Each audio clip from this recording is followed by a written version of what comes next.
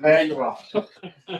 I will repeat that. The most prominent modern historian of Ukraine, working in Ukraine. If you want to get a sense of the quality of his work, both scholarly and literary, I would strongly recommend this book, Ukraine, the Forging of a Nation, which is a wonderful combination of scholarly analysis and contemporary essay and writing. He also has very close connections with Poland going back very many years. We're also delighted to have with us Dr. Anna Wylegała, who is a historical sociologist at the Institute of Philosophy and Sociology at the Polish Academy of Sciences. She has studied Ukraine, studied in Ukraine. In fact, if I just learned, studied with Professor Hrytsak some few years ago. She works particularly on the social history of the Second World War and the post-war period. One book I'd like to mention, her book, No Neighbours' Lands in Post-War Europe. And very interestingly, she has a new project since the 24th of February 2022, working on the oral history of Russia's full-scale war against Ukraine. So she too is extremely well qualified to talk to us today. Professor Hrytsak will talk for about 30-35 minutes. Dr. Wylegała will then respond for roughly 10 minutes, and then we'll have plenty of time for discussion and Q&A. So please join me in welcoming this year's KOŁAKOWSKI lecturer.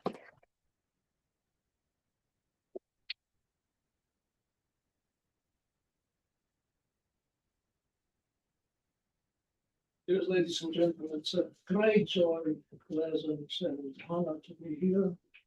I have to confess from the very beginning that Leszek KOŁAKOWSKI, whom I never met, is probably my biggest intellectual guru. It has a biggest impact on my intellectual life, as intellectual life was many of my students and colleagues in Ukraine. Published a collection of essays some 10 years ago. I just met one of the rather famous Ukrainian journalists who was imprisoned by Russians. He was released, luckily enough. He says that exactly KOŁAKOWSKI helped me a lot during this kind of imprisonment, so to say. So this something means that KOŁAKOWSKI lives very much in Ukraine, and this is very honor to be here. I also thank Professor Antony for his nice presentation, for the compliments which I don't deserve. But I also say that for the last 30 probably years, I was raised by reading Professor Antony. Starting from Magic Lantern as well, I believe that many senses we get better understanding of Ukraine, and Poland without a doubt, but Ukraine, it comes from the reading of Professor Garton. Also, without him and his colleague, I wouldn't make it here. You probably know that because of the war, we have no air communication. We have to pass through the borders, and this is kind of a complicated story because sometimes the line is very slow. It's rather roll and move.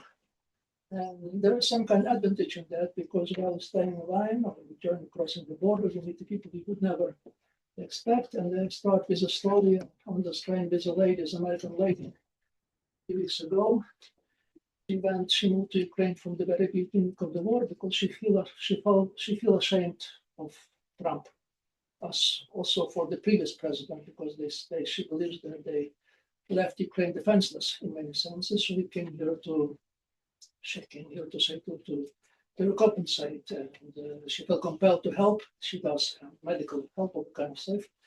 And during her conversation with her, she offered me strategy of winning the war, which has something to do with sport. She said that Ukraine should declare a war in Poland and immediately surrender.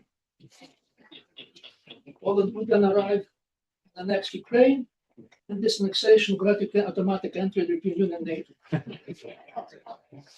Since Putin would not dare attack a NATO member, the war would effectively end. I couldn't quite tell whether she was keeping speaking as a Tony Czech, because for the Americans, you never know. I believe she has a point.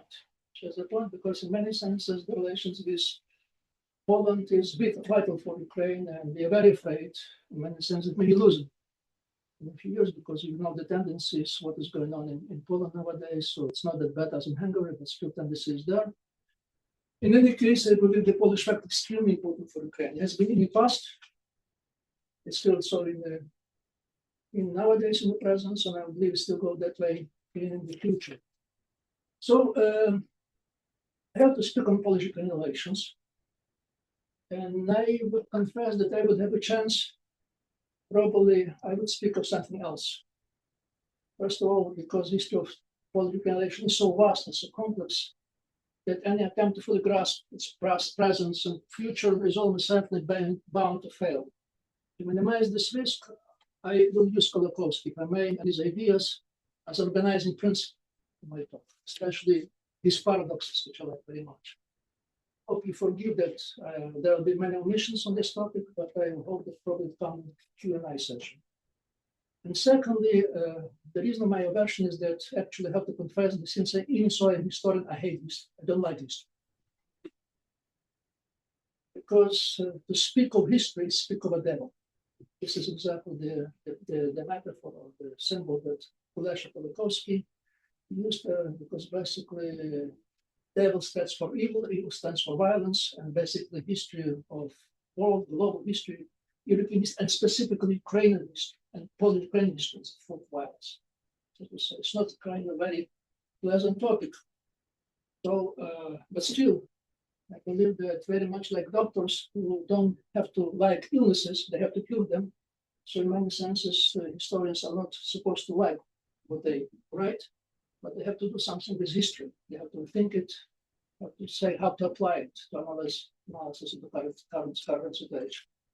So I also have to confess that I'm not just studying, researching Polish-Ukrainian history, or because also doing. I was engaged and actually sometimes I was in initiative, some kind of attempts at restoration.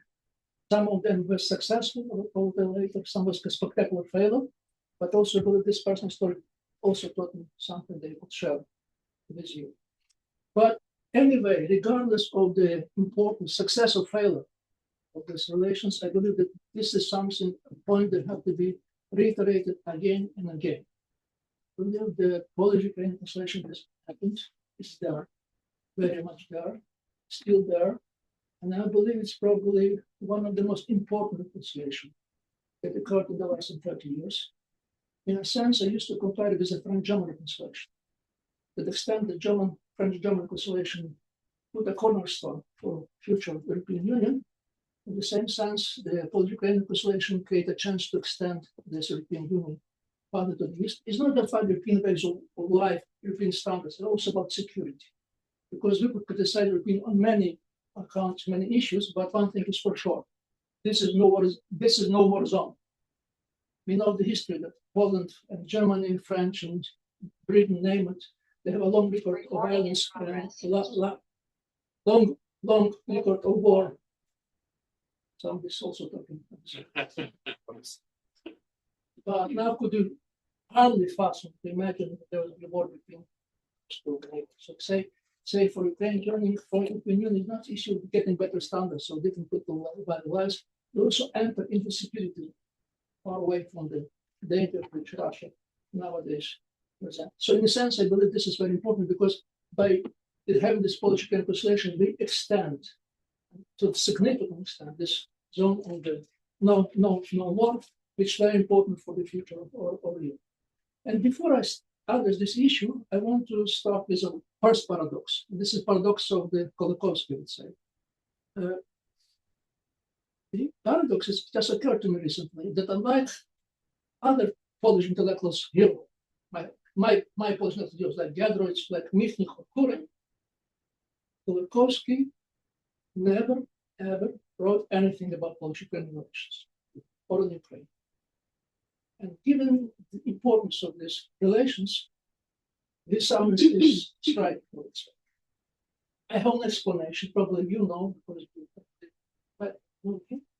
So either he didn't consider this important, or simply he didn't want to write about it because they were probably too sensitive. This is the no. But this is something, I believe, topic which strikes me, that KOŁAKOWSKI never wrote anything on Ukraine or on the Polish-Ukrainian. But still, regardless whether KOŁAKOWSKI wrote or don't, he still has a very important impact. You probably know that he was close friend of Yaroslav.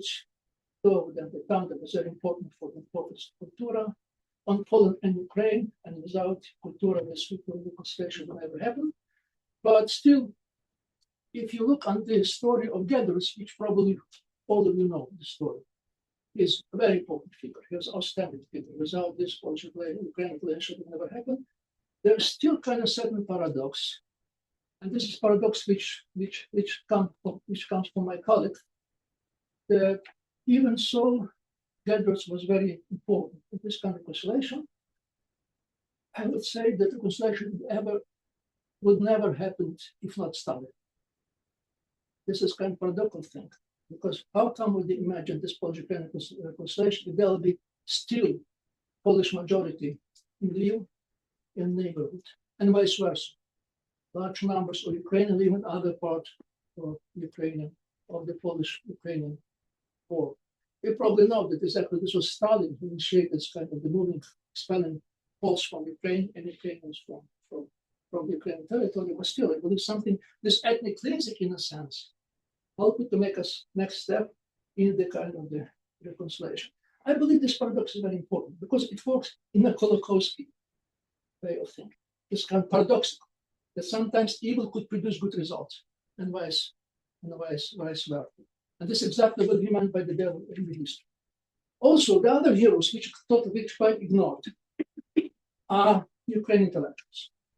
Those who are in diaspora. They were not quite typically Ukrainian intellectual diaspora, because Ukrainian intellectual diaspora, they made their own academic institution, which meant diaspora institution, away from the academic life, regular academic life. This was the young people who escaped Stalin and Hitler, who survived the war and found themselves in the 50s in the United States and Canada. They integrated Ukrainian scholarships in Harvard, Columbia, and other universities, especially in Harvard. They created Harvard Ukrainian Institute. They called the name Hrytsak, but we know of many years.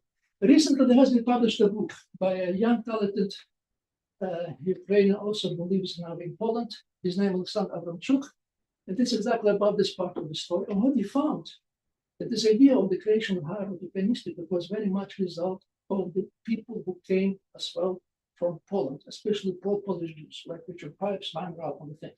They called themselves Harvard Rzeczpospolita.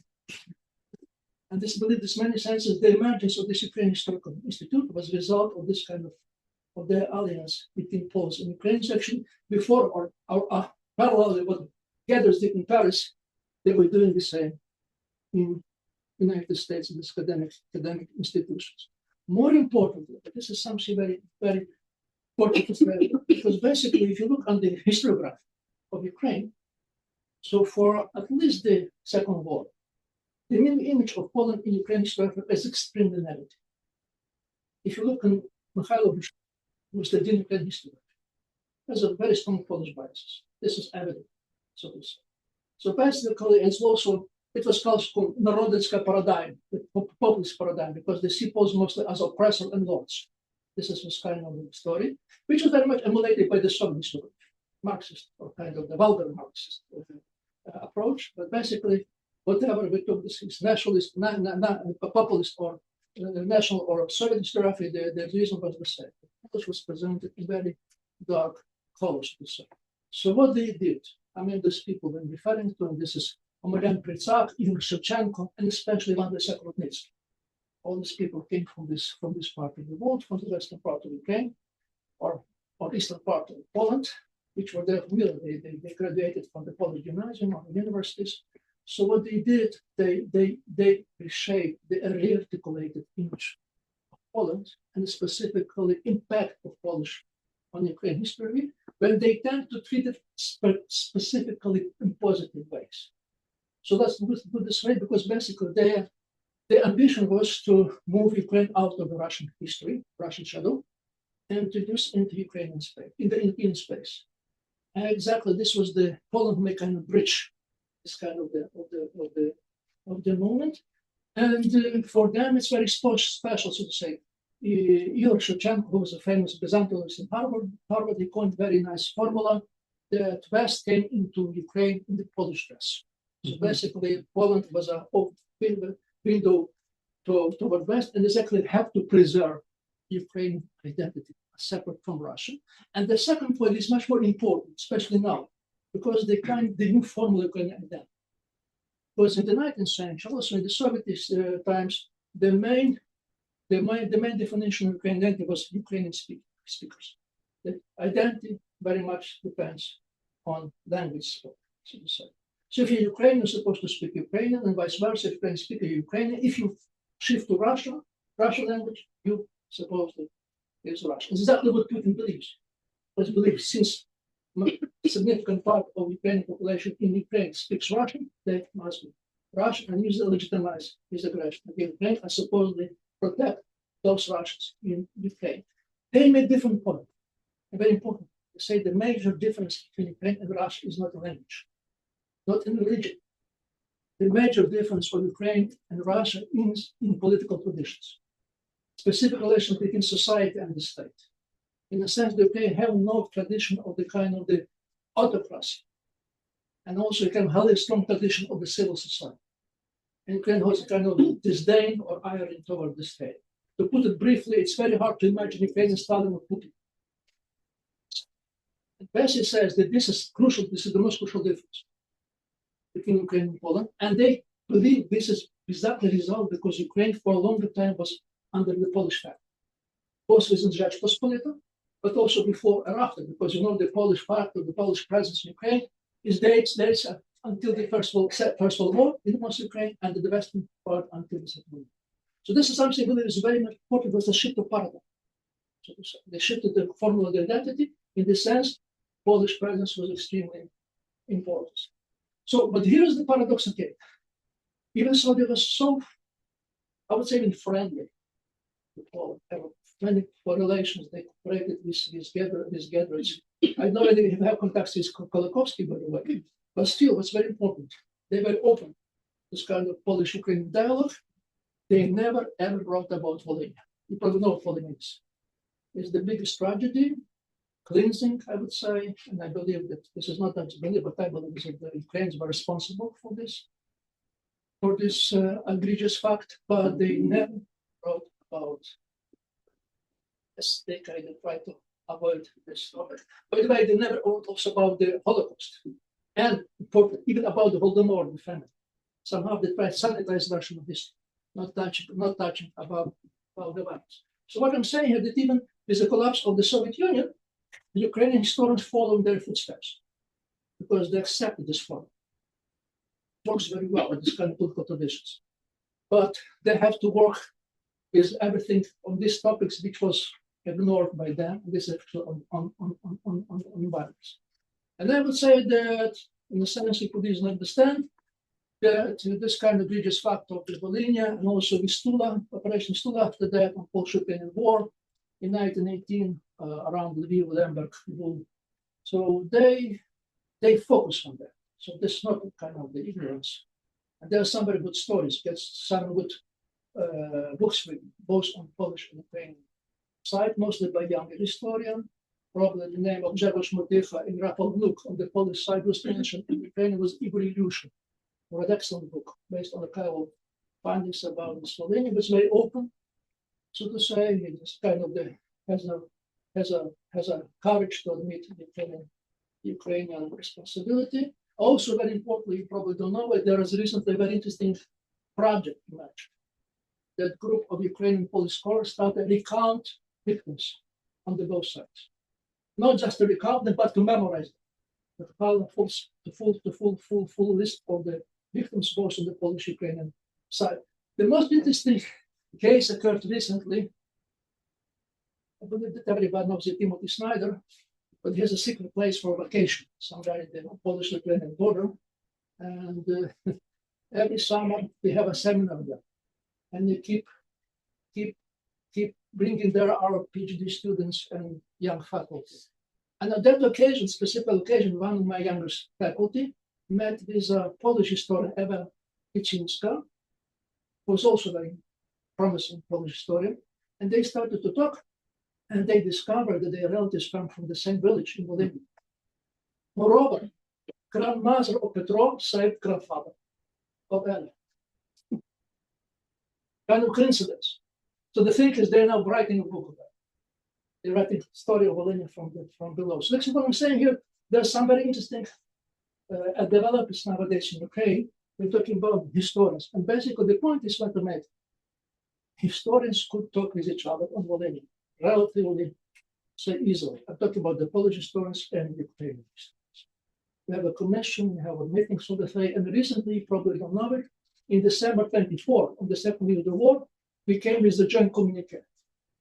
It called for the reconciliation, accepted responsibility, and the paradigm shift. We just suggested that we have to treat these Polish and Ukrainian victims as not Polish and Ukrainian victims, but as a joint victims of the mutual violence. So I would say that if you talk to historians are much easier to talk with each other, to reconcile, not like politicians. Even so, we have a nice exception with talking about the politicians, especially about relations between the Ukrainian presidents and Polish presidents. There was a lot of chemistry, friendship between Kwasniewski and Putin, also between Yushchenko and Lev Kaczynski, and recently between Zelensky and Duda, not with Narodsky, but with Duda, they were friendly, so to say. This I'm saying, basically, what I'm saying here, that still, I believe this reconciliation still works. And in some points, this kind of historians and politicians, they came together, and historians, they gave a hint how to behave, how to make this kind of reconciliation happen, so to say. We're talking about one of the most controversial cases, and this is the reconciliation around the Cmentarz Orląt, the cemetery of Eagles. I don't know if I have to tell it, but this is some kind of the most controversial story. Cemetery of the Polish soldiers and officers who fought against Ukraine in Lviv. There was a kind of the attempt for the local Polish business company to start restoring, and Ukrainian authority banned this kind of restoration, this kind of little scandal, whatever. We managed to reconcile this story, because basically we asked the leaders of the churches, from the Ukrainian Catholic Church and the Polish Catholic Church, to organize a joint prayer and then help. And they say, forgive and we forgive you. And basically the scenario was ours, because we emulated the Polish-German scenario, the reconciliation between Polish and German bishops in the 60s. So this is really kind of the emulation of the formula, and it worked perfectly. Also, you may remember or not, but in 2016, Petro Poroshenko, who became president of Ukraine right after the victory, he made another move. He knelt before the monument of the victims of the bombing in Warsaw, and he deliberately echoed the famous Mikhail for Warsaw.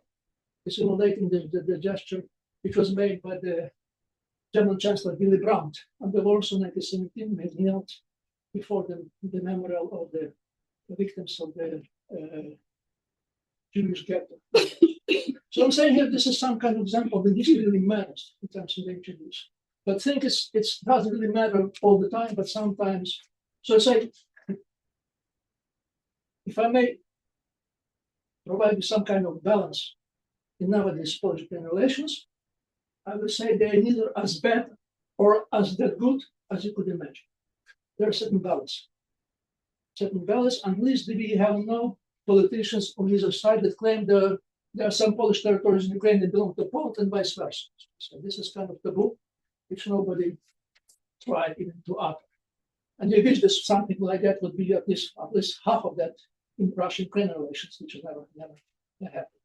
So I believe still there's no reason for complacency, because basically, yes, the relations are in a kind of balance, but there's a tendency.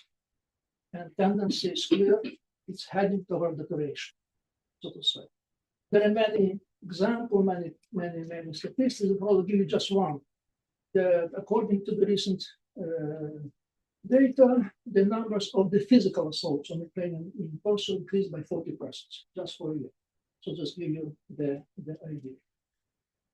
This is a kind of big mystery to explain what really happened. Why is that, so to say, such a deterioration of these kind of relations? There's a lot of the stories, and I would follow here the suggestion that Timothy Garton once made. If you don't see the solution of the problem, you have to enlarge the context. So to say. So exactly this one, I'm looking for kind of comparative study in this sense. And I believe that many of you know the studies that was made by the Jan Kubik, the famous professor, Polish origin, who's now, I believe, in London. See, and Michael Barnard, where they tried to compare these kind of cases, of course, from these countries, things, and they come with very nice schemes, and basically say that this is we could use it. So there's different types of the politicians who dealt with memory very different way. They also try to reconcile history and the some who say this, the warriors. They fight with each other. So to make a long story short, what happened there, that since the last, I would say, 15 years, there are historical warriors that dominate the scene. And I believe that this is something similar both in Polish and Ukrainian case, is the point when this memorial warrior got position in the state institutes, like Institute National, and they give resources. And resources are huge. And since resources are very huge, they have a low impact. In Poland, there's an Institute of National Memory. You can speak much later about emulation of the Polish case. Actually, have a Nawrocki on one hand and Petrovich on the. I have a friend that probably many of you know, David Reef. He is famous American journalist, publicist. By the way, he's the son of Susan Sontag. For the last 30 years, he reached every possible war conflict in the different parts of the world. Yugoslavia, Africa, name it, to say. You could easily guess that since the beginning of the war, he was not in Ukraine. Said that this surprised me. Probably it's the first case in his memory when have such a clear case. When have who really is the victim and who is perpetrator. Because basically, in most of the cases, it was not quite clear, so to say. But what he makes the observation is very much important, say, because historical memory. He says that most conflict that he studies, it started with history. When you have a politician who started looking about history, expect the problems, which often led to conflict. And now having Nawrocki, the former president of the Institute of National Memory in Poland, gives you a sign what may happen in this sense. I don't have many explanation. The explanation is kind of my own attempts to organize, especially. I believe there's something to do with generation, very strongly. First of all, I'm talking most of the so-called KOłAKOWSKI generation, or Hrytsak generation, well, the those people whom I know, related to who was born in 20s, 30s, who survived the war, and who found themselves later in the West. So I believe for them, war is very important experience, the new war, so to say, the new devil by the face. They treated devil very seriously. They believed, and rightly so, that evil is the violence is the main problem of the global history, and therefore you could not compromise, so to say. And they understand that they could never have the idea that war should be repeated in any kind of sense. So what I'm saying here that what happened there, that this generation has passed away. And there are like 2 or 3 generations which take this peace as for granted. And since they don't realize that war is very kind of the normal situation, if I say so, the immune system of the society is very low. And there's kind of tendency, rule of thumb, that once there are belief that war could never happen in your country, the chances they may expect the war, because your immunity toward violence is getting low. And second is ideological aspect. And here I'm stepping in a very kind of dangerous zone.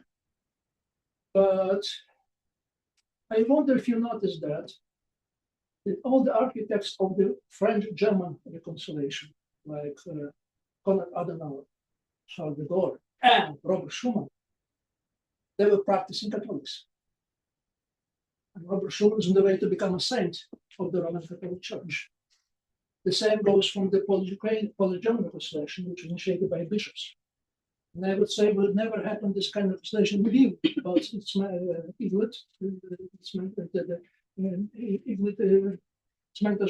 Orland, if there will be not Polish and Ukrainian head of the churches. So what I'm driving at, and I believe this is something again, I'm referring to KOŁAKOWSKI. In the case of reconciliation, you just use a rational argument. It may work, it may not, because there must be some metaphysics. Christianity, so to say, provide this kind of the metaphysics. And we know it from KOŁAKOWSKI, always write the kind of the importance of the God. Even so, we don't know whether he exists or not, but it's very hard to build solidarity within society and between society if you don't use this kind of metaphysics. And then again, you know what happened there? We have a secular society. You can't expect this reconciliation to take the formats takes 60, 70 years ago. And in this case, this is not my point, but I borrow this point. Since we have a secular society, but no society, including secular society, could live without myth with KOŁAKOWSKI. The historical memory serves as an ersatz of Christianity, as a metaphysics. And most importantly, what is very much like Christianity, it could not be doubted, could not be criticized. It's taken very much closer for granted as some kind of the great truth of the kind of thing. So I'm going to final point of my presentation. First of all, what war has changed? Is there any changes? There are significant changes. First of all, war has homogenized Ukrainian society. We don't have that much kind of clashes between East and West, Russian-speaking, Ukrainian speakers. This is already done. First of all, because of the fact that because Russia annexed most of the territories of Crimea and Donbass, which is the main turf for this kind of pro-Russian party. So say Ukraine become, by definition, by demography, very much homogenized. And secondly, because the main diversificator of Ukraine is Putin. By bombing, attacking cities, many Ukrainians, Russian speakers in Kharkiv, Odessa, they're shifting to Ukrainian language and the interesting Ukrainian history, the kind of things. And this is very much visible last day. To put it briefly, Ukraine is homogenizing society. It's not like a Poland, but it's like going to the Poland. Just give you one example, which related to our topic. Bandera, probably again, name which doesn't need to be introduced. Anti-hero, devil of history in the eyes of the Poles and the Russians, and Putin, also in some Ukrainians before the war. So this was the most divisive figure in Ukraine before the war. There was a half of population believed that Bandera is a bandit, the other believed this is a hero, so to say. And if you want to see Ukrainian fighting each other, start talking about Bandera. It's legal. Not nowadays. There has been a study done on the third month of the war, which showed unexpectedly that most of Ukrainians consensus that there's a very positive attitude toward Bandera. Not because he was anti-Polish, anti-Jewish, because he's anti-Russian. Ironically, this is kind of funny stuff, that Bandera is nowadays known by the several slogans, which is not his. One belongs to Victor Hugo, another belongs to Thomas Jefferson. He sounds very like a Thomas Jefferson on Ukraine. And unfortunately, sometimes he's compared with Che Guevara, Ukrainian Che Guevara. So when he say he becomes very popular, similar anti-Russian aggression. But in Poland, he's perceived as a Ukrainian becoming much anti-Polish. Because for Ukrainian, Bandera was the main architect of the Lenin massacre. Even so, he was imprisoned. He has no contact. And the hypothesis is, this is something very important. We don't even know, but Bandera has the idea that Ukrainian insurgent army has been formed in Ukraine. He got this idea only after he was released from the concentration camp, because you probably know, for the most of the time he was in Ukraine in prison. But I think it's kind of give complication of the story. One, homogenization of Ukrainian society in terms of historical memory. And second, this is kind of perceived in Poland as a kind that Ukrainians are not grateful enough. They perceive this kind of slogans or symbols which are very much anti-Polish. So, to conclude, if there could be any conclusion, what's still going on? I don't know what future has for us. My experience tells me that this talks about historical memory. They are very interesting, sometimes very entertaining, but they're not that much important. My experience, my belief tells that we used to exaggerate the role of historical memory, especially if historians are guilty of that, because they paid for that. You have to focus. Historical memory, most of it became very much focused on. I presume that for most of Ukrainians, judging by the social service, historical memory is on the top of hierarchy, not in the middle. There are quite different concerns. So to say, and therefore, luckily enough, I would say it's a blessing. They don't much react to this kind of historical conflicts which has had somewhere in the top society, because basically the war is still going on the top of security, and you could hardly win war with historical textbook. You need the technologies and source sources. This is some kind of different kind of stuff. Secondly, this is something much more important in this case. This is, I believe, where Gedrich, to a certain extent, is failed, even though he sort of is. You could really have Ukrainian political reconciliation without having Russians. Because I'm saying Russians always there. And if you have this kind of deterioration of Russian, Ukrainian, Polish society, you have a Russian problem. It has been testified on many occasions, especially social media. If there is devil somewhere, this is in social media. That's part of the correlation that we notice, that the kind of the increase of the anti-Ukrainian attitudes quite often are related with the numbers of the disinformation which is brought by the Russian trolls into the Russian space. So I say that without solving Russian problem, you could hardly have a Ukrainian-Russian reconciliation. I don't know who said it. There is many authors who was attributed this kind of famous phrase, but the phrase is very important, that the bad thing that happened to Germany is that it was the war. So in a sense, the bad thing that could happen to Russia is that Russia could lose the war, because it opens the way for transformation of Russia and for these neighbors. So let's say on the top of hierarchy is exactly the Russian war, the way Ukraine could sustain and if possible prevail. And luckily enough, the Polish-Ukrainian relation helped it, because even so, we have that many anti-Ukrainian Polish politicians, not quite in Ukraine, they still stop short when it comes to the security, and they still believe Ukraine is very much important partner to keep security. So when it comes to Ukraine, I believe in many senses, historical memory serves as a smokescreen for politicians who could not deliver their promises. So they turn to historical memory, because historical memory is very emotional. It could give a support of their electorate, which is cheap and which is very dangerous. But they forgot once they come to power all the kind of things. But say, if you know about the hierarchy, there is a kind of consensus, political experts, analysts, diplomats, that there is another issue on the top. Political economic reform, most of judicial reform is extremely important if you can want to understand the European space. So they could be replaced with the discussion historical memory. So to conclude, so as I said, Ukraine-Polish relation is not that bad or that good as you could imagine. Even so, the tendency are very personal. They will look what will happen in a year or so when they have new elections. In Poland, so far so good.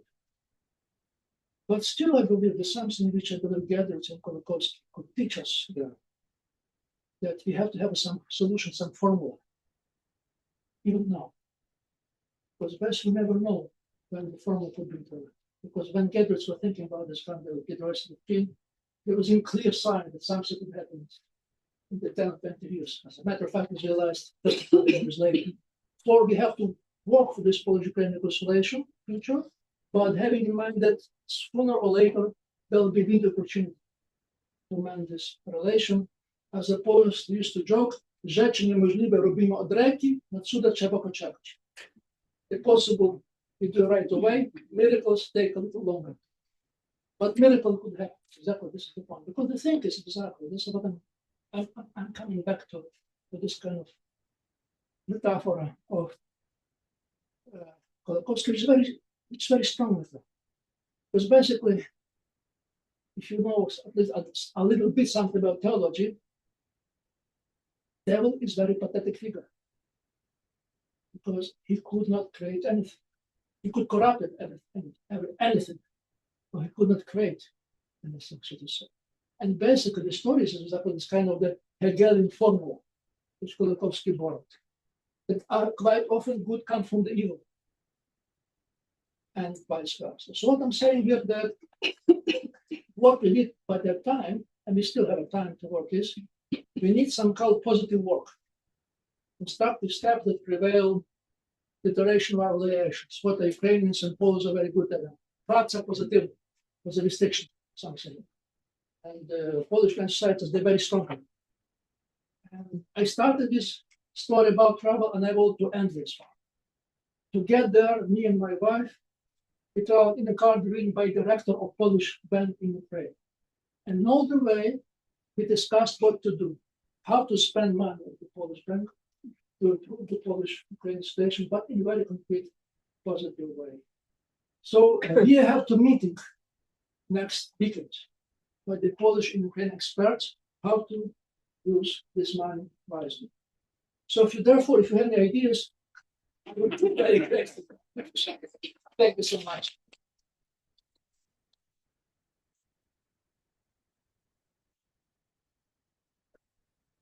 Very much, Yaroslav. That's absolutely fascinating. And LESZEK would have been delighted that the devil played such a prominent role in this conversation.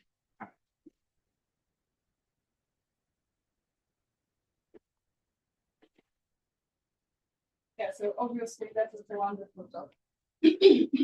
And I think that I was entrusted with a very difficult task because being Yaroslav's former student and not knowing the content of this talk until today morning, I am to spontaneously comment on this talk and then present the Polish perspective and then fit into 10 minutes. So if I don't succeed in everything, please forgive me.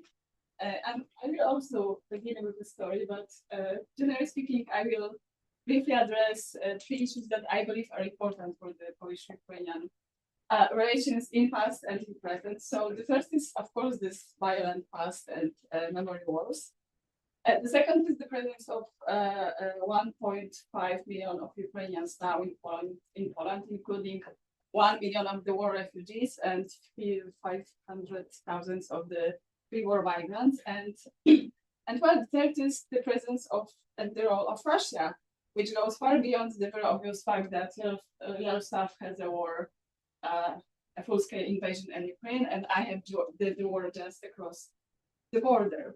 So I will start with the anecdote, and because I'm an oral historian, it will be an anecdote from the fieldwork, but not from the long-lasting fieldwork about the violent class that I have been conducting for 20 years with Poles and Ukrainians, but from this very recent fieldwork focused on the experience of Ukrainians who experienced the full-scale invasion. So one of my first interviewees within this project was a young woman from Sumy in eastern Ukraine.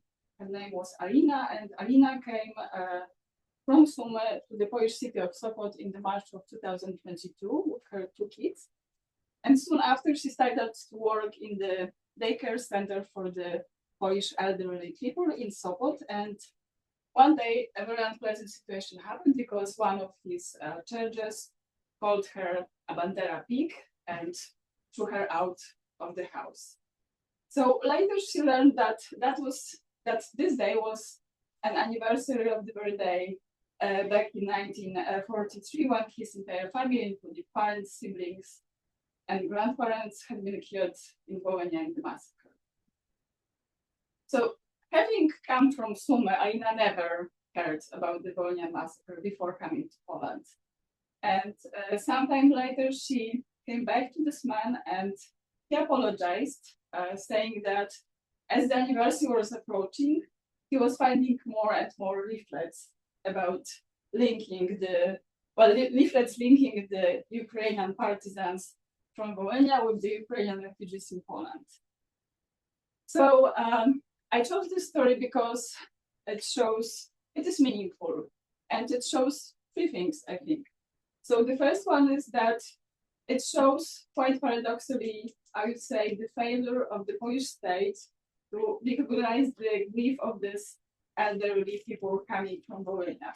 So Yaroslav mentioned that in the 2000s, Poland became the realm of these politicians, warriors, and that's true, but I think it was only a backlash to what happened in the 90s when our liberal elite decided to abandon the history and pretend it didn't matter, while it did matter. And well, we can interpret this decision to abandon the history as political wisdom or simply as following the Giedroyc doctrine, but I believe that that was a huge mistake because it gave this field of memory wars to the political right.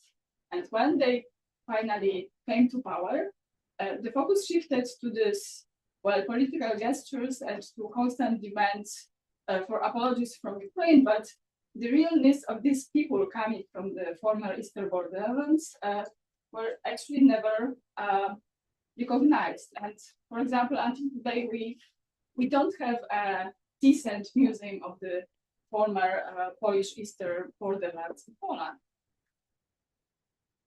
Then secondly, the story illustrates the Ukrainian state failure to acknowledge this ethnic cleansing that occurred 8 years ago and to make its citizens, at least at the very basic level, aware of the fact that something terrible happened. And third, it shows how Russia exploits our unresolved past to spread anti-Ukrainian propaganda in Poland. And of course, I'm not saying that Russia is responsible for all hostilities towards Ukrainians in Poland, but definitely we are facing the hybrid information warfare in Poland. And I will just give you one example. Yaroslav mentioned the social media, which is extremely important, but since 2014, a number of Ukrainian memorial sites dedicated to UPA partisans in Poland have been vandalized. This escalated into absolutely absurd political conflict that eventually resulted in a ban on the Polish exhumation work in Volhynia and Eastern Galicia. But interestingly, whenever such incidents happened, Russian news portals were the first one to report them. And again, I'm not defending our politicians, and I'm not defending the acts of vandalism, but I'm quite convinced that we would manage all of that ages ago if we were left alone with our memory wars. And I also think that the very term of memory wars or historical memory is misleading because we have the right to remember differently as societies and as national communities and as individuals, but at the very same time, we must confront this past instead of pretending that it does not matter, because we cannot afford the skeletons in the closets, not now with the Russia across the border. As Yaroslav mentioned, this process of reconciliation between Poland and Ukraine had its ups and downs, and a compromise was reached regarding the cemetery of the Ignatian in Lviv, but it was not yet reached regarding the Volhynia massacre.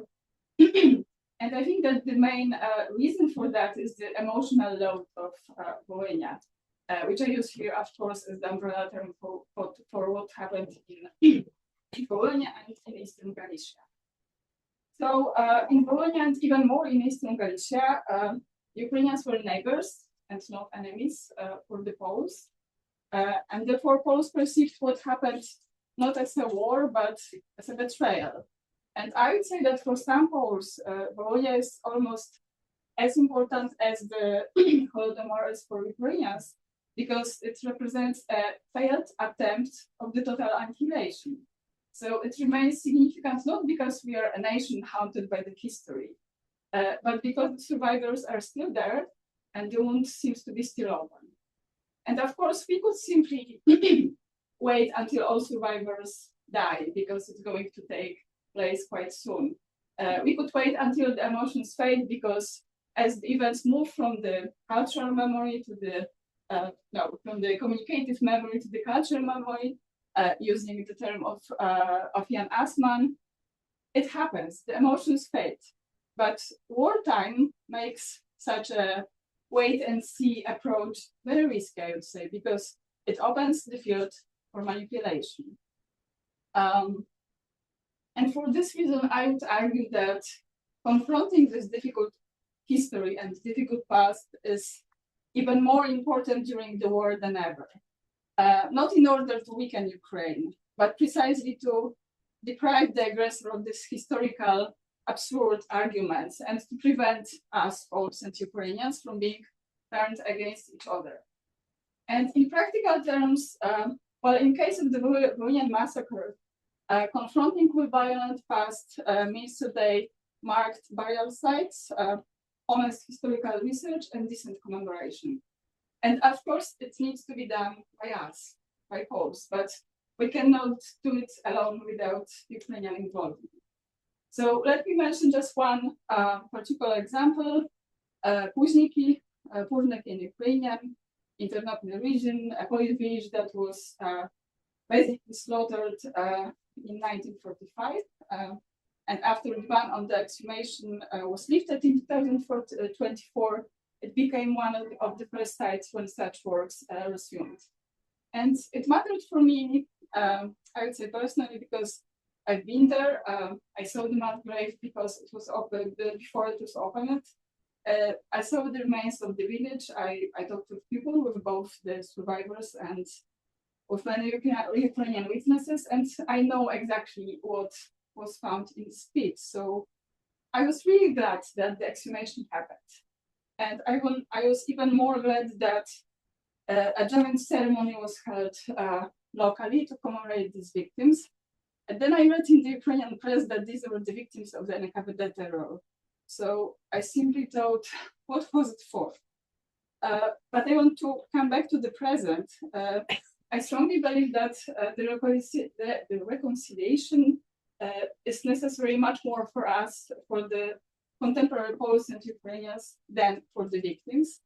And pragmatically, really pragmatically speaking, we need this reconciliation so that the Ukrainians in Poland are not, do not become the hostages of the past.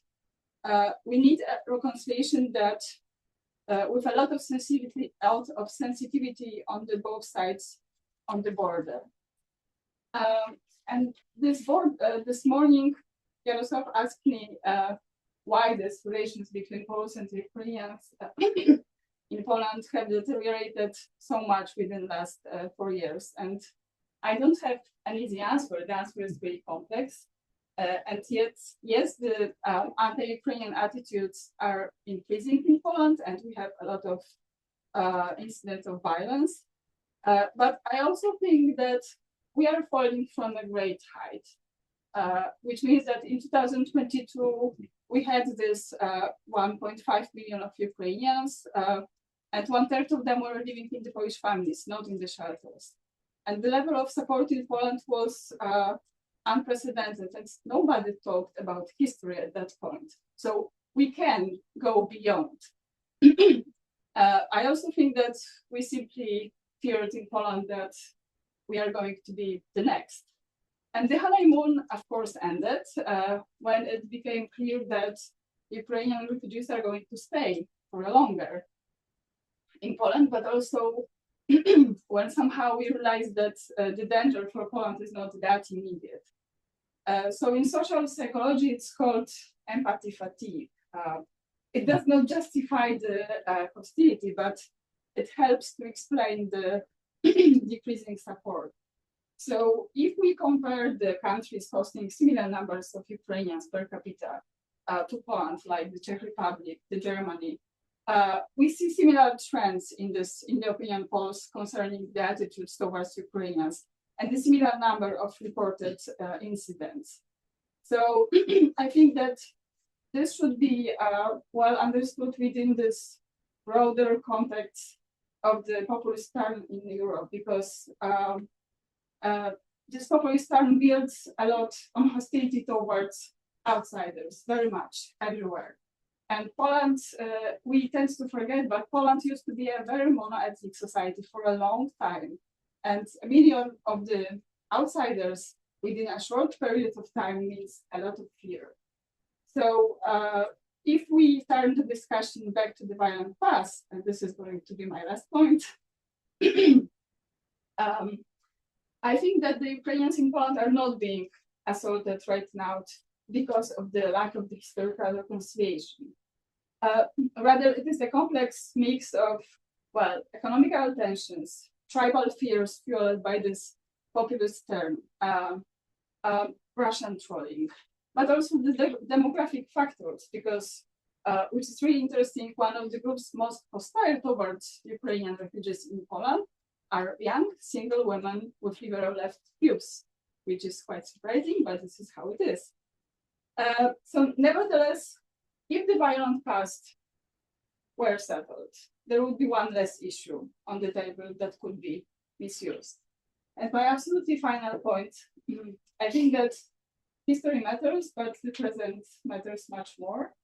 And the Polish raison d'etat is to separate the political and military support for Ukraine from the historical reconciliation.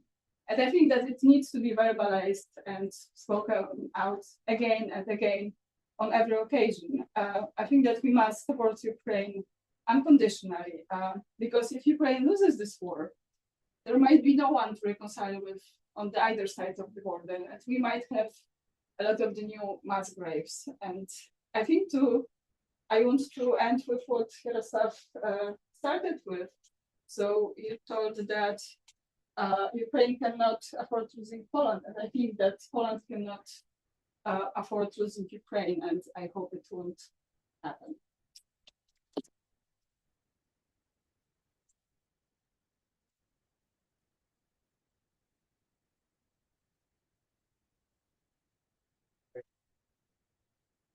Deliberately in the 1990s. I hope we can come back to that.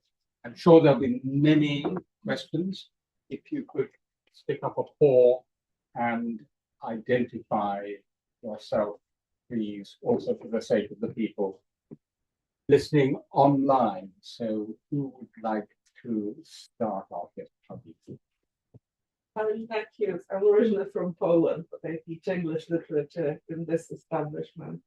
I hugely enjoyed both your talks, and it's a wild overgeneralization. Maybe I'm stereotyping, but my sense as a whole is that we are very good at playing victim, but not always very good at acknowledging our own responsibility for bad things. And when you talked about Volhynia, and how moving it was for you to see the exhumation. But if I may draw a parallel, and I'm coming to the end of my question, there hasn't been a comparable acknowledgement of the responsibility of Poles, for example, for anti-Jewish behavior during the Second World War, for Jedwabne. This is still a taboo. And I just think that it would be much more legitimate for Poles to claim we want Ukraine to acknowledge Ukraine, Bandera and responsibility for Volhynia if we had done this in other way. thank you. Maybe I'll take a couple more and then come back to speak. David. David Melvin, European Studies Centre. Thank you for two fantastic presentations. I very much liked your theme of history as paradox. Is there a particular story who you would associate with that view? Stefan Schmidt, Kahneman Institute. You talked about the Franco-German relationship as a kind of a strategic project of European integration as a model for the Ukrainian-Polish relationship. One could argue that Poland's return to Europe or Poland's EU accession as a shared Polish-German project has not produced a kind of a special lasting bilateralism. It largely fizzled out. In fact, it has become quite frayed, as I'm sure you know. What might be a shared Polish-Ukrainian project in Europe in the future? What is that strategic project? What does that look like? And is Ukraine's accession to the EU, is that the goal of the project, or is that more of a precondition for what that could achieve? Thanks very much, Ted. Do you want to take the Polish question? Yeah, absolutely. Yeah, it is a difficult question because, of course, there is this Polish complicity in the Holocaust, but also concerning the Polish participation in the Vistula operation. So that would be maybe the parallel.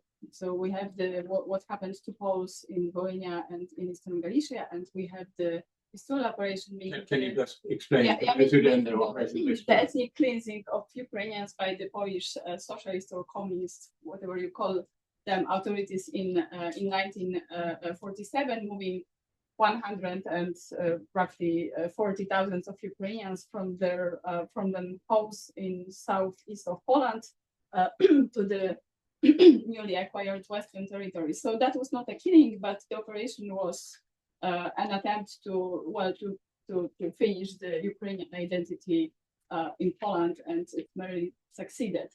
So yes, I think that we need this admitting of the Polish complicity, both concerning the Vistula operation, and it has happened many times, like both on the level of what our Sejm is proclaiming.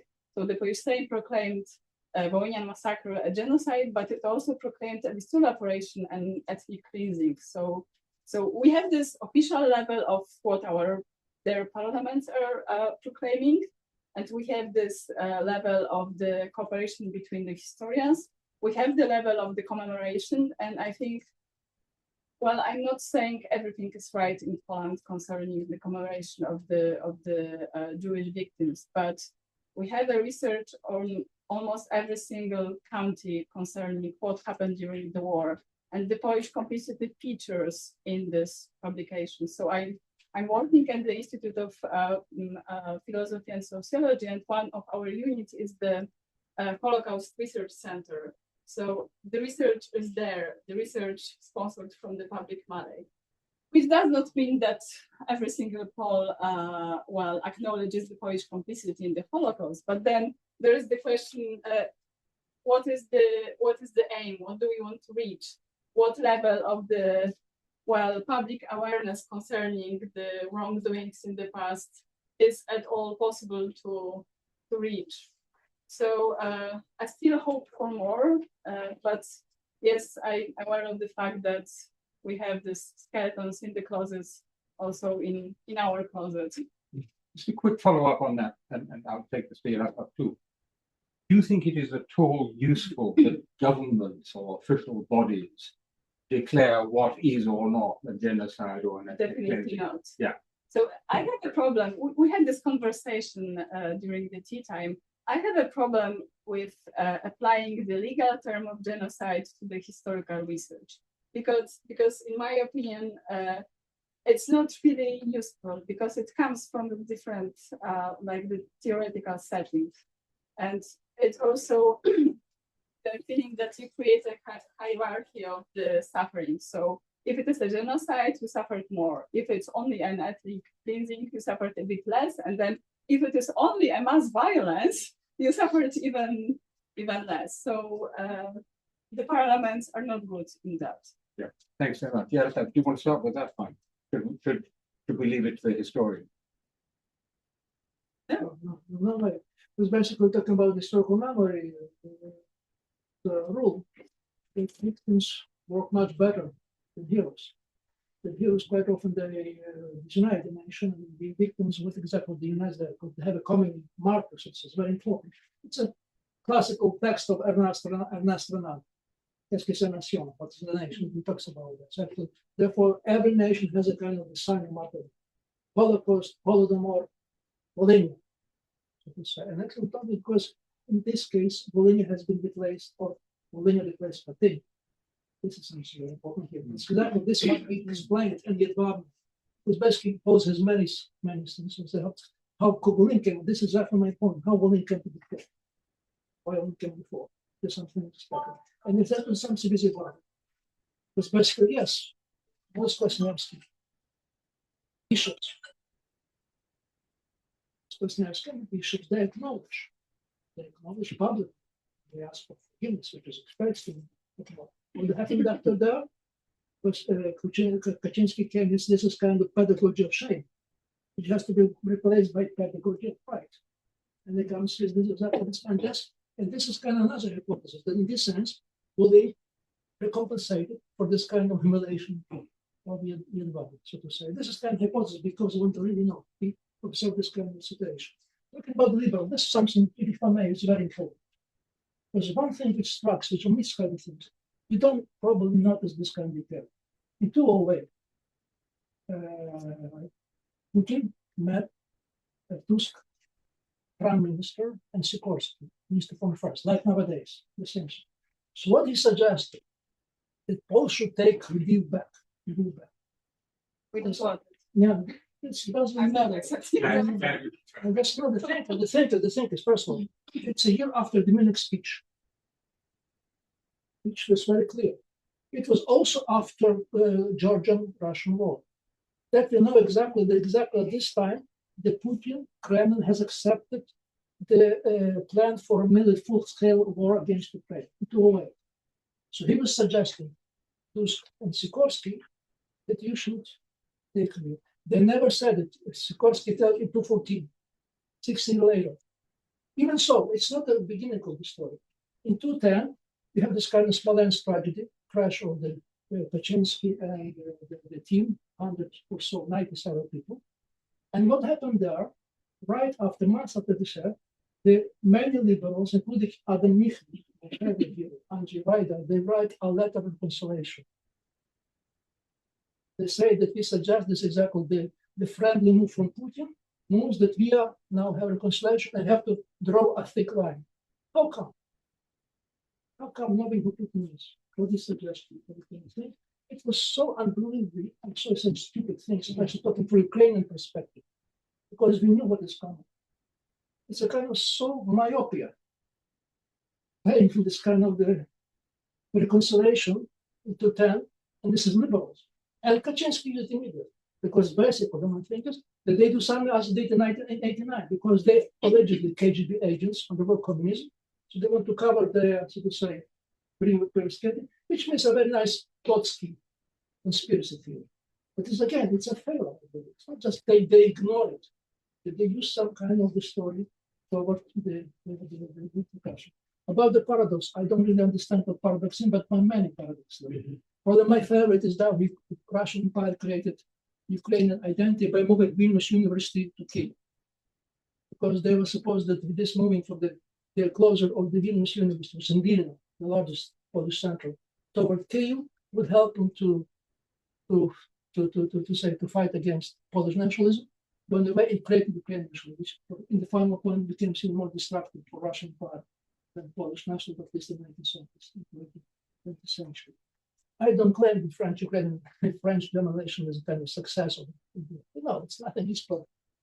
What I'm saying here, that this is kind of some kind of comparison, because still worked, because this kind of French-German agreement on the steel and the coal, and joined by the Benelux in Italy, created a core. Basically, the core was the main point for the Alsace-Lotharingia. So this is what I'm saying. This was the principles. Well, like nowadays, so it's kind of created some kind of precedent or thread which we used. I'm sure that when Polish-Ukrainian, Polish and Ukrainian did reconciliation, they just never referred. They never referred to the Konrad Adenauer or the Konrad. That I don't know. It just happens so. So I'm not saying it's kind of direct relations. I'm talking about the strategy. It's exactly tragedy. That nobody talks about the strategy. Nobody thinks about the strategy. Only those Polish and Ukrainian side, they do kind of reactive way, kind of the fire burn, so to say. Whatever happens, they react, but there is no strategy exactly what the present is. Think about strategy. What will come for that? Because basically, there are different scenarios nowadays, and again, we could trust or could not trust the social survey. But this is probably paradox. After the 4 years of the war, Ukrainians still tend to be optimistic about future Ukraine. This is something very unbelievable, especially after this winter. If they ask about this possible scenario, they more often choose optimistic scenario than pessimistic scenario. I'm not saying this will be reckless, but this is something we build on. But what I'm saying is this is not being articulated, provide this kind of formula. So this is really kind of that's the main shortcomings of the Polish-Ukrainian relations. Can I comment? Yeah, very please. briefly? Yeah, so very briefly, because you mentioned this optimistic attitudes in Ukraine, and we are conducting this longitudinal research with Ukrainian refugees and also people outside of Ukraine in various European countries. Because we have a question about what do you think about your own personal future and about the future of your children and about the future of Ukraine, and they are optimistic. And this is something that makes me stick to this vision because it is important. They think about thinking Ukraine would be a kind of new Central European tiger, very much like the South Korea. This is what the image they use. How come I don't know? But this is something that they still looking. Marcin Wylegała, Russian Eastern European Studies Center. Yaroslav, if I may, on behalf of many of us, first of all, thank Ukrainians, Slava Ukrainie, because we all know that you're defending not just Ukraine, but Poland and the whole Europe. So many, many thanks for that. Question, what are we going to do with Stepan Bandera? You have, on one hand, the most powerful army in Europe, Ukrainian army, seeing it as a symbol, the most popular figure, probably now even General Zaluzhin is behind Bandera. Then you have a growing assertiveness, confidence within Poland, becoming one of the most successful European economist countries. So there is going to be a clash about how we see Stepan Bandera. So maybe we need to accept the fact that you will have part of the population hating it in Poland, and most of the population in Ukraine seeing it as a national hero. But it's going to be one of the key factors. And then the question to Anna, Stepan Bandera is abused by Russian disinformation. We've seen in 2014 a jump of mentioning Volyn and Bandera by 4,000% by Russian trolls. And to what extent, Anna, can we in Poland separate and understand that part of this discourse is run by thousands of trolls and Russian agents who are just creating this toxic polarization in Poland? And as we'll be coming closer to next year elections, it is going to be one of the factors to unfortunately mobilize considerable part of the voters. Thanks very much. Go there for them, Peter Vetcher, the European Studies Center. I was struck by a comment about this lady from Sumy, that for her, the Volyn massacre, or whatever you call it, or act of genocide was news. And it also connects to the idea of homogenization. In Ukraine now, under pressure, is becoming much more unified. Like historically, it was diverse and regionalism and local memories important. So just personally, and I guess it's a question for you, Yaroslav. To what extent the memory of this conflict, which is very local, that is here, is becoming a national point of reference, in a negative or a positive way, for the whole Ukrainian society, which is again spread out in this huge territory with lots of local memories as well and other points of reference. Thanks very much. Enjoy. Joanna Hanson, I'm an aspiring historian, but I have worked in post-conflict situations and trying to bring about reconciliation, in particular in Kosovo, between the Serbs and the Albanians. And my work has very much involved in history teaching, or some of it involved in history teaching. We were the first people to take the multi-perspective methodology to them. So my question is, I think we may exaggerate the role of historical memory, but it plays a very important role in the unconsciousness of people. This can't be removed. And I think we really need to pay considered attention as to how we deal with this. It's a bit like you're saying there's no strategy. But I think history teaching is, in the slower term, a strategy. Because in most of these post-conflict countries, history is taught extremely badly and one-sidedly. So how would you judge the teaching of history in both Poland and Ukraine? The question is about what would you do about history teaching in Ukraine and in Poland? How do you see it already? Are there How do you see it? How would you do it? Yes, so you within this take- context of historical memory? For the Bandera is a text kind of things. First of all, by telling there is a consensus around Bandera in Ukraine nowadays, doesn't mean that Bandera is a non-hero. It's not.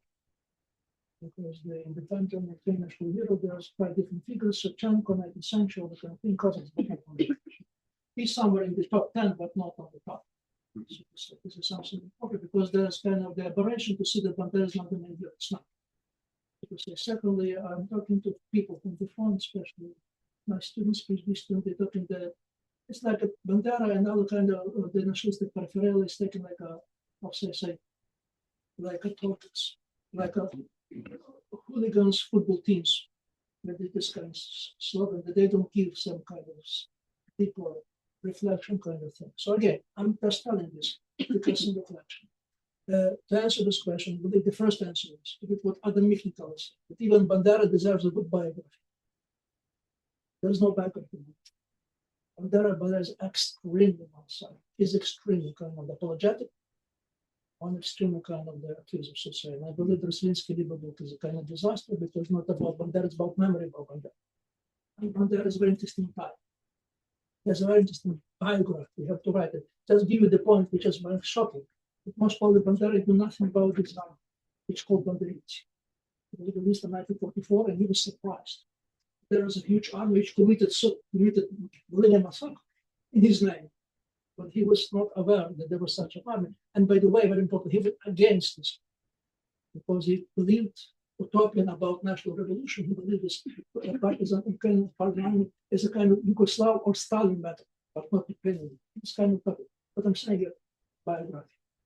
A good biography, or several biography as a person to say. This is something, and I believe that this kind of search of the Bandera popularity is very much related to it. Well, once war will subside, security subside, they might change again. Because I believe Bandera could not be told forever. Once you have biography details of his biography, real Bandera. I mean, his popularity will subside. But as again, this is what I'm saying. The point is, that everybody in Ukraine who counts for the political success doesn't talk about that. They know it's dangerous to talk about it because it might often have a reaction or counter-reaction to something. No Ukrainian president, with the exception of Yushchenko, at the very end of his term, he was losing his election, he started to talk about Bandera. I'm sure, and this is kind of not personal experience, Zelensky knew nothing about politics. He didn't realize. I know it for sure until Sikorsky fought with them about Volhynia. He come to realize there was something nice to say. Half the population in Ukraine never heard about Volhynia. Only if they heard there's some kind of mixed with Katyn or Katyn because it sounds very similar to them. I don't know what really happened, who was to blame, all the kind of things. So in a sense, you have to, when talking about historical memory, also talk about historical amnesia. Because there's huge historical amnesia. In a sense, it's very much important, but people tend to forget than to remember. So actually what I'm saying here, this is kind of stuff. And about talking about the textbook. My dream has been for a while, and they find it ridiculous for that, to have a joint Ukrainian Polish textbook. Or even better, Polish-Ukrainian German textbook. And I believe they heading in this direction because it was kind of the utopian idea before the war. Now we start talking. It must be done, so to say, or at least this would be done in German-Ukrainian case. The German historians have to read Ukrainian textbooks and vice versa to correct all possible mistakes, misinterpretation, kind of things to make it more. Otherwise, I don't know how to do this, but this is for the textbooks of extreme. This is very important. Yeah, so I think that the Russian misinformation in Poland is a huge problem, and it touches upon the wider problem of the, generally speaking, misinformation that we have in various countries, in Poland, in Ukraine. Well, not in Russia because it's hard to speak about the the free circulation of information in Russia, but in Poland we will have bigger and bigger problems with that, and we'll have huge problems with elections. But the only, well, 2 points. The only optimistic thing about is that I still don't see pro-Russian trends in Polish attitudes. I see anti-Ukrainian, but we are still very anti-Russian. So anti-Ukrainian does not mean pro-Russian. It keeps me optimistic. So we still see something. And yeah, I don't see any solution. We need to teach our children critical thinking, and this is linked with the issue of the history teaching. I have a 15 years old at home, so I check the history textbooks from time to time, and the Ewabne features there, and Wistola action features there, and also Wołynia features then. So it really depends on the teacher and on the emphasis put on one, the second, on the third. But I mean, it is available, so you don't have embargo, you don't have taboo. And I also agree that we need like the full and critical biography of Bandera, but also generally speaking, we need a critical history of the OUN and UPA, written maybe like in a cooperation by Polish and Ukrainian historians. And I think that Bandera is lost for Poles. I mean, nothing is going to change the image of Bandera. So forget about Bandera. But I think that OUN and UPA are not that obvious, because we do understand other societies fighting for freedom.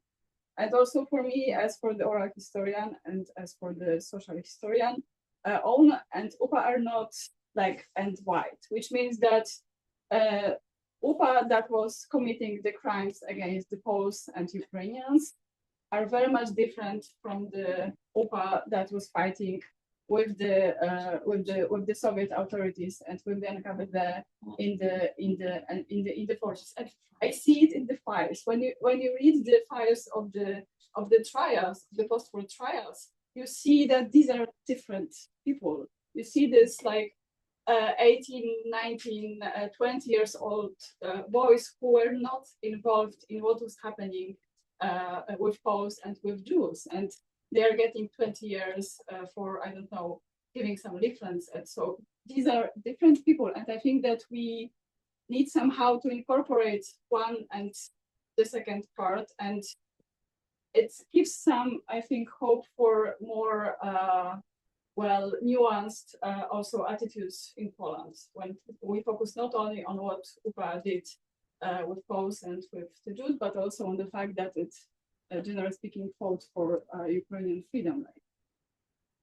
Thanks very much. Can I encourage people at the back and students, if you'd like to ask a question, and please do ask a question, to stick up a hand so I can see. So, yeah, so we got Robert there. Yeah, okay. And anyone else from back? Norman, I've seen you, don't worry. Paul with a finger up, there we are. Great, thanks. So, talking of history books, Norman Davies. Thank you. My hearing is not what it was, so I'm not sure I caught everything. I did catch several very interesting things. One, I was very pleased that you mentioned Omelian Hrytsak early on in your talk. When I wrote my first history book in this college, more than 50 years ago, the first invitation to talk about it in North America came not from some history department or some Polish Americans, but from Omelian Hrytsak. And that was a very instructive experience. Two other things which I caught almost en passant. One, if I got it right, was you said the main differences between Ukrainians and Russians are not language or religion, but political tradition, right? Good. The other thing, you mentioned that Ukraine was part of Poland for a very long time. I think the answer is 408 years, which means that Ukraine was part of Poland for considerably longer than it was part of Russia. And not just during the first Rzeczpospolita, but before in Jagiellonian times. It's an enormous stretch of time. And what intrigued me was whether you saw some connection between those two things, i.e. Ukraine's political traditions in the long term and this very long cohabitation with Poles. Thank you. Could you just have it? Oh, sorry, Robert Byron, currently Warsaw College. Just really, it's quite obvious in a way, but I just wanted to raise it because it's a parallel to the point about Ukraine perhaps having more of a consensus around historical memory and certain figures. But in Poland, we see, I guess, a lot more of the opposite. Precisely, you mentioned populism. I'm thinking of peace, obviously, the elephant in the room, or the devil in the room to some, perhaps even. And I'm thinking of, I mean, I'll just mention one example, which you'll know about, LESZEK, the publication of this research volume, which was pilloried by agents of the state, mounting through the IPN, the Institute of National Memory, mounting a targeted campaign again, trying to rubbish academics and basically destroy their careers. So I think, you know, just a very small obvious point that even within Poland, memory is still highly contested at the political level. So again, there's no, speaking of, you know, what is the Polish memory, it's extremely contentious even now. My name's Dave Comment, I run the Oxford Science and Ideas Festival. The question is about failure of the liberal elites in the 1990s. How can the liberal elites use public platforms to stimulate discussion in communities that don't normally have this sort of chat to prevent failure of the liberal elites in the 2020s? Thank you very much.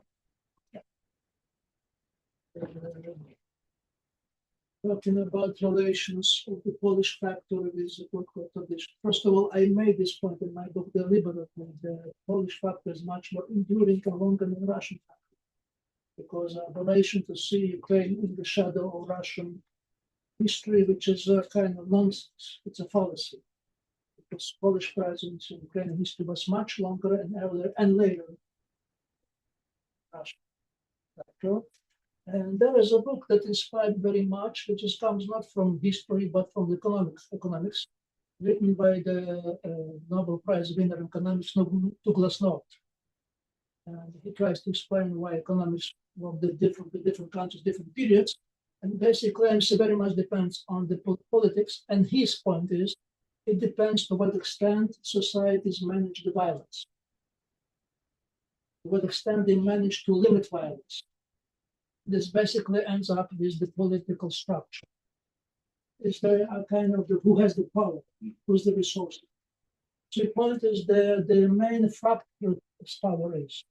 There are many balances in this. The most importantly, the most likely research of economic success. Why I'm talking this? Because basically we talk about Rzeczpospolita later on.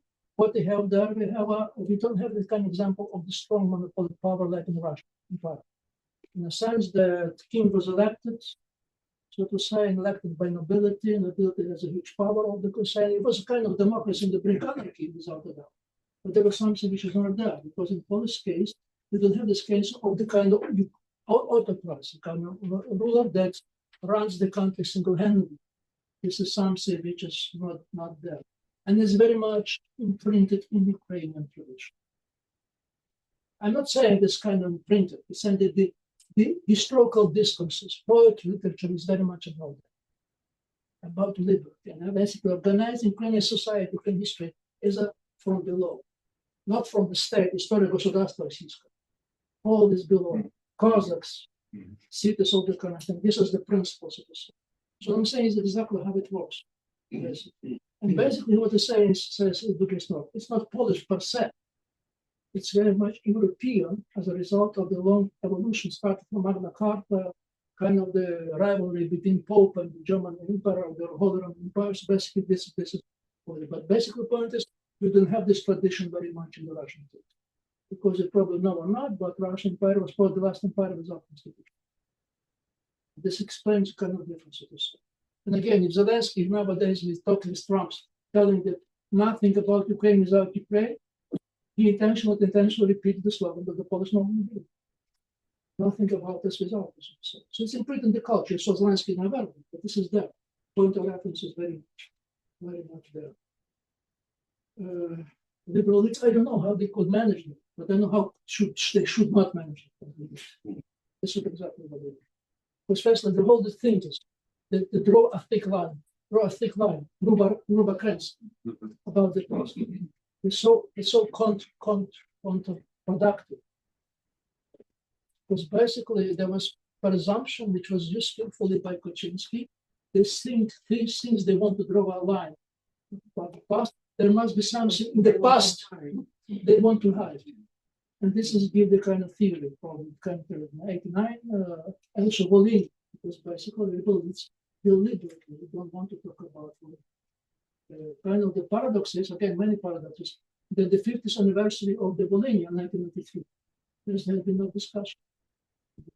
There's a abortion, it's still talking about that. We have kind of the articles about it. So they want to raise this issue. They understood exposure color. They give a credit of doubt to Ukraine because Ukraine was not ready, but still. So this kind of unwillingness to talk about history. And there was a recent autobiography by Kwasniewski, probably read it. He said this was a mistake. He clearly said this was a mistake because he believed that facts would talk up for themselves. They never did. They never did. And this was probably the biggest result in this kind of the partly result in this kind of debacle that we have now, Polish-Ukrainian relations. Well, I think that we don't know what would have happened if the liberal elites in Poland didn't abandon the history. Maybe we would end up with a Polish-Ukrainian war in the 90s. I hope we wouldn't, but the result of abandoning the history was what we have now. I mean, it came back, so the Gruba Kreska didn't help much. It postponed, so maybe it gave us some time to manage, to get prepared. But I don't see the result of this preparation. I want me to say that sometimes amnesia works. Sometimes it helps. But temporarily, exactly, temporarily. But once you are there already, once you fix society, a success story, you have to choose. And you also mentioned at some point today, Renan. So Renan also said that societies are those who remember and forget together. And this is what creates a nation, remembering and forgetting together. He said that amnesia is more important. What people tend to forget is not more important than they forget. Yeah, exactly. That's the point. So I think that at some point, forgetting was much more important for us to stick together.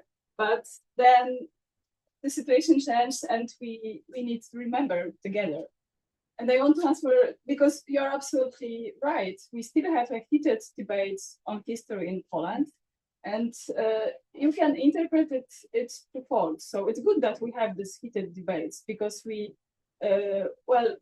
need to do this research and we need to pay this lesson and we need to have it public. So it's not going to happen in the libraries and in the private cabinets of the scholars. We need to have a public discussion about the Polish complicity and about the Polish victims and so on, about everything.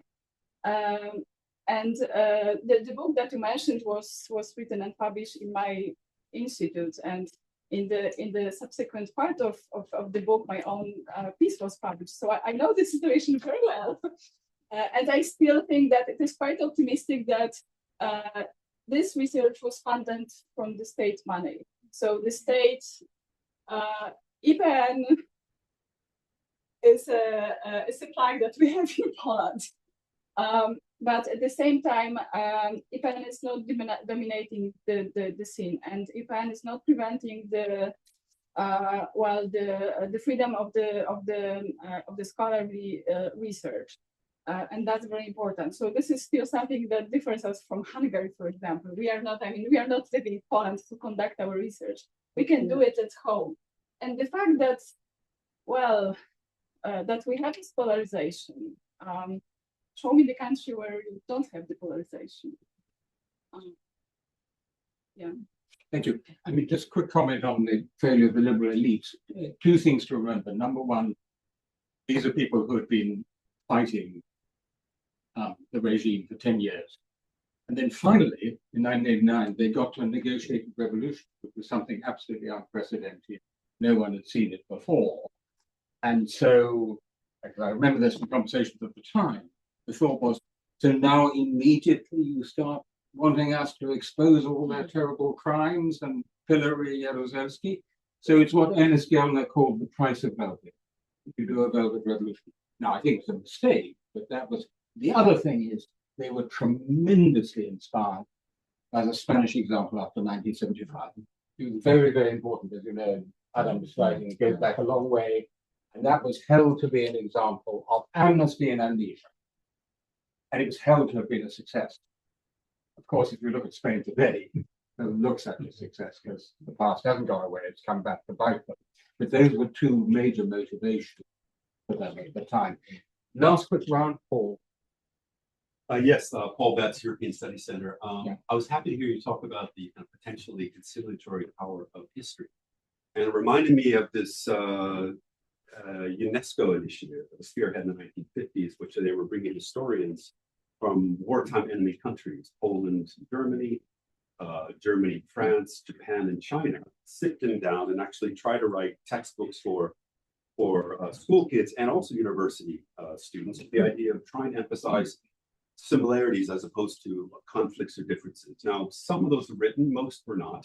It fizzled out. It's certainly now a dead memory. No one remembers that particular story. So I guess the question I have for you is, when you're talking about a similar initiative today, is this driven by pessimism or optimism? Because you could argue that in a world in which you cannot reconcile the present, maybe you can reconcile the past. Is that in a sense what's driving this, the kind of pessimism, what you can actually do in the present? The past becomes a kind of refuge of where things potentially can be brought together.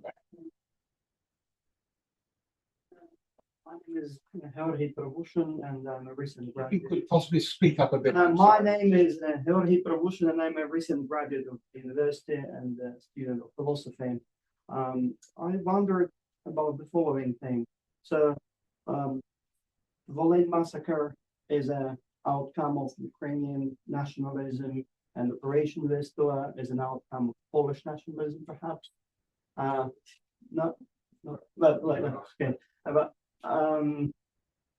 Ukrainian nationalism is something that led to preservation of Ukrainian kind of state, and now we perhaps can say that we are still keeping and going on due to this element in the background, motivating people to defend the country and so on. So could this factor of nationalism be used for Ukrainian-Polish relations as a unifying factor when Polish population acknowledges the value of Ukrainian nationalism with its history, which is detrimental to Poles, but beneficial overall in bigger historical perspective, in your opinion? Thank you very much. Let me add one question of my own. We've talked a lot about Polish memory and the polityka historyczna, to use the Polish phrase, the instrumentalization of historical memory, basically in order to pursue power, which is a Kaczynski project, enabled by the failure of the liberal elites to talk about history. Now you, Yaroslav, said that historical memory has in some sense been intensified and transformed by the experience of the war. Bandera held up as a kind of hero. My question is this: the post-war politics of Ukraine are not going to be easy. There's going to have to be division. There's going to have to be an election at some point. People are going to have election plans. Do you see a danger of the instrumentalization of historical memory in the competition for power in Ukraine itself, i.e. some leading candidate for president playing the anti-Polish card as part of the attempt to gain power. Perhaps we go in reverse order and asking them. Yes. Yeah, so I won't even touch the question that was for Yaroslav, I think. But I would just say that we always ask our interviewees in this longitudinal research about with the refugees from Ukraine, whether they are going back to Ukraine and when. And it's changing. I mean, the level of people who say, I'm going back to Ukraine as soon as it is possible is decreasing really seriously, which means that it also is going to be a problem. The decreasing number of refugees who want to come back and the way they are going to be met by the Ukrainian population. So so that that's maybe not a question, but something that is to be considered. Well, that is a really interesting question, whether, as I understood it, the Polish-Ukrainian reconciliation can be built on the fact that we acknowledge, like we both acknowledge the fact that most of bad what happened between Poles and Ukrainians, in fact, happened because Ukrainians have their own national aspirations. So I think that it might be a useful path. And this is what I meant when I told that Bandera is lost, but OUN and UPA are not lost for Poles to understand that that was part of the Ukrainian struggle for freedom. So I think that this is also about learning from each other about about what we perceive as important in our histories, in our national histories. So I think that as simple as that, like the general Polish public knows almost nothing about UPA beyond Volhynia. So this is the field where we could do something, I believe. And then we could build this kind of reconciliation based on our mutual respect towards the heroes that didn't kill each other constantly. Yeah. Thank you. On that note, I have a friend, probably some name being familiar to some of you, Kazimierz Wojcicki. He remembers you. I remember. Yes, exactly. So he's Warby. He's professor of Warsaw University who retired and he moved to Ukraine. He wanted to live there, stay there, because it's much more, to say, like adrenaline. It's more interesting to live. He's enough of the kind of Kaczynski, the kind of stuff. So the thing is, exactly we made this point that the best way to write about Ukraine, Polish history, post-war Ukraine, is to present UPA as a Ukrainian UPA.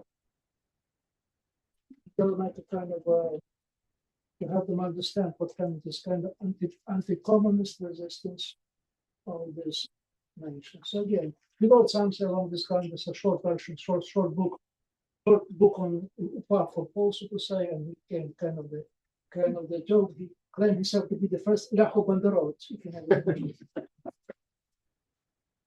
It's very fun. But basically, this is exactly he's thinking about this kind of what it was a question.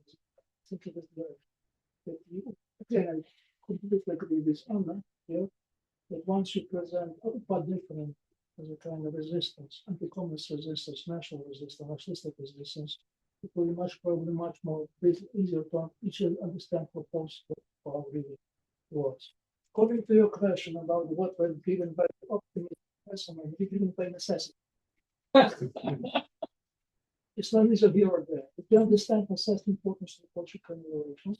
And also to say that a project like that was actually initiated by the end of the 80s, beginning of the 90s, exactly by this team Hrytsak or Shevchenko. They have a meeting in Ravenna.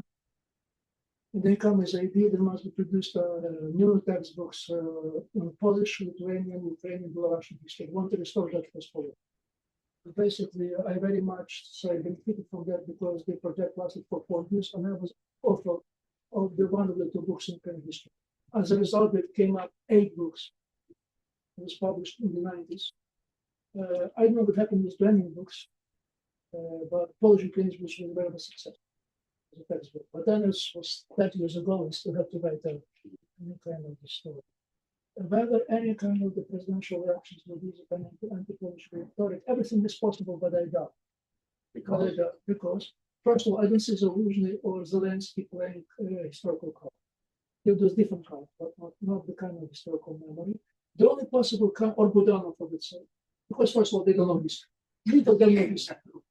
And don't care about this. Unlike Yushko, the only president who care about this. This is an exception. There's one potential candidate who could think and probably use this history, and it's Andriy Beletsky.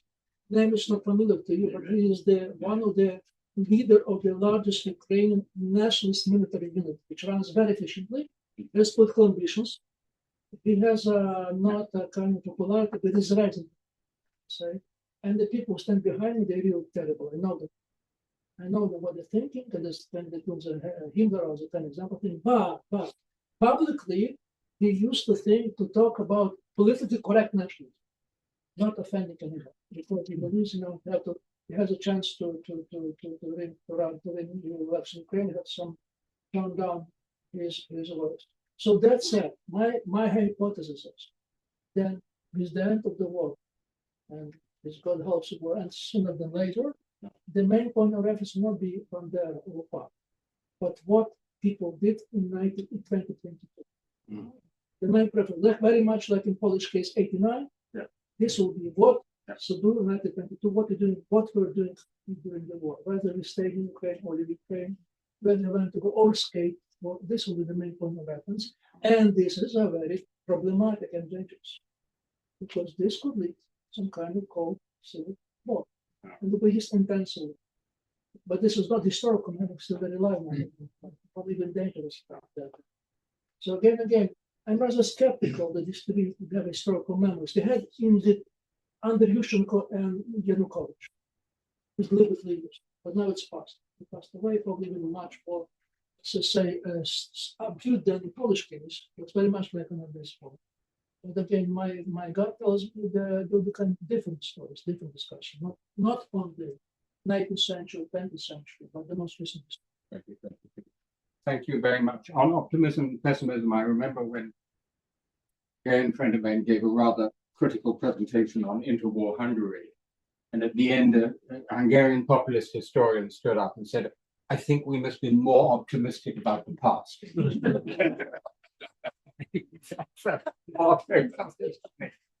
This has been an incredibly rich, serious, fascinating discussion. I have one proposal for new books to be written, if I may. My feeling out of this evening is that Yaroslav and Anna should write a joint book about the difficulties in Polish-Ukrainian history. I think that would be a terrific book. I'd certainly love to read it. But in any case, you are hereby declared honorary citizens of the Oxford Rzeczpospolita, which is much more important than the Harvard Rzeczpospolita. Thank you all very much.